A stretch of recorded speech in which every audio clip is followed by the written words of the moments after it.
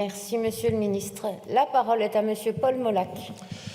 Merci Madame la Présidente. Monsieur le Ministre, notre semaine de débat nous amène à traiter d'un sujet qui nous tient à cœur en Bretagne, celui de l'Europe.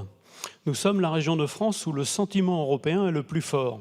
D'après un sondage TMO Région de 2019, 72% des Bretons se sentent citoyens européens, contre 64% en moyenne en France. Bretons, Français, Européens, nous n'avons pas de problème avec la diversité.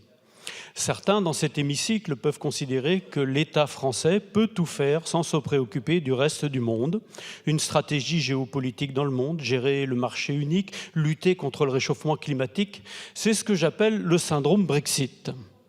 La solution est ailleurs, en respectant pleinement le principe de subsidiarité. Quel que soit ce que nous sommes, Polonais, Irlandais, Corses, Roumains, Maltais, Basques, Bretons, Catalans, quel que soit l'État qui nous gère, nous avons, en tant qu'Européens, un destin à assumer et des politiques à mener ensemble.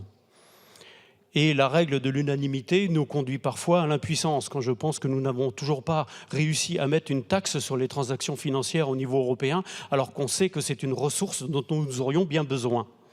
Donc, j'accueille très favorablement cette résolution du Parlement européen visant à renforcer le rôle du Parlement pour lui donner une vocation supra-étatique. Cette vocation est nécessaire pour donner à notre Assemblée européenne les moyens pour agir sans subir les freins des États. D'ailleurs, je rappelle à toute fin utile que cette résolution est une émanation des députés européens qui sont comme nous, les représentants du peuple.